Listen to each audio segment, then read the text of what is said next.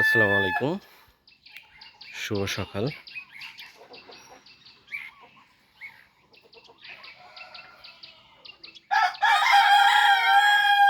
আজ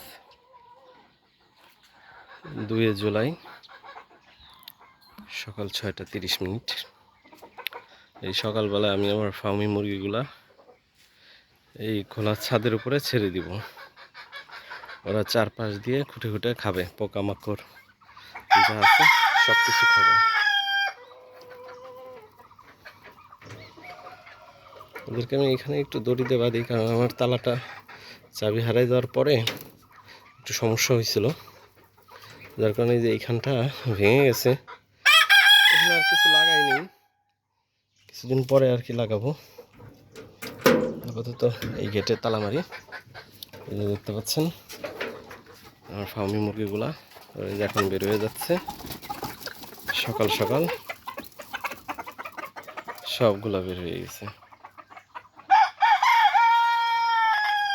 আর ওরা দেখবেন যে পোকামাকড় হাবিজাবি যা পাবে তাই খাবে।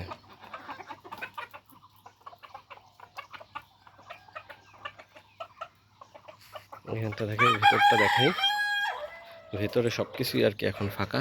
এই যে দেখতে পাচ্ছেন সব কিছুই ফাঁকা। তো ওদেরকে কোনো খাবার দাবার এখনো দিইনি। ভেতরে একটা ডিম পারছে আর কি।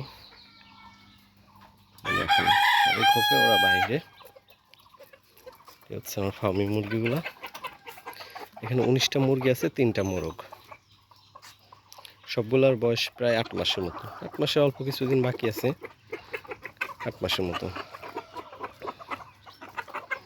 এদেরকে আগে ছাড়তাম, কিন্তু এই রেলিংয়ের উপর থেকে 1-2টা পড়ার পরে একটু ছাড়া কমাই দিচ্ছি। আজকে ভাবলাম যে একটু ছেড়ে দিই। সকাল সকালে ঘুম থেকে উঠছি, এদেরকে একটু ছেড়ে দিলে হয়তো স্বাস্থ্যটা ভালো থাকবে। কারণ ওরা তো এভাবে ঘরবন্দি অবস্থায় থাকতে আসলে কেউই চায় না। এদেরকে এভাবে ছেড়ে দিছি যাতে এখানে কিছু পোকামাকড় আছে, যেটাই হোক না কেন, এরা যেন এটা খুঁটে খুঁটে খায়।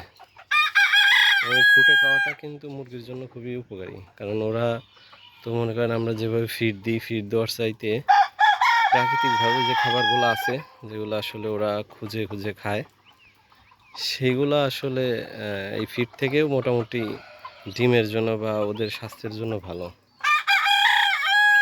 দেখতে পাচ্ছেন যে কিছু জিনিস পাখি নিয়ে এসে ফলগুলা খাইছে, সেই ফলের খাবারটা আবার ওরা খাচ্ছে।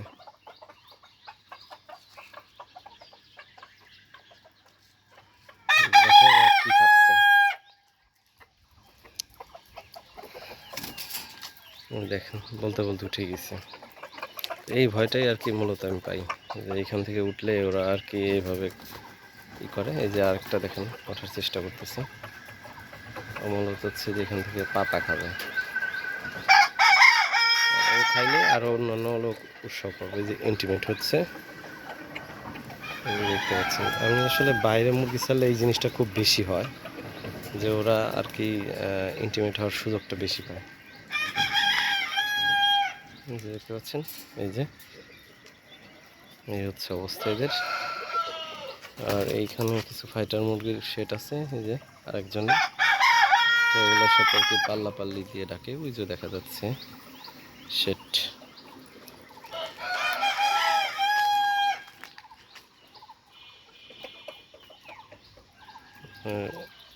যে আমার ছাদের উপরে লাগানো যে বেলগাছের পাতা আর কি খাচ্ছে, নিচে পড়ে থাকা পাতা।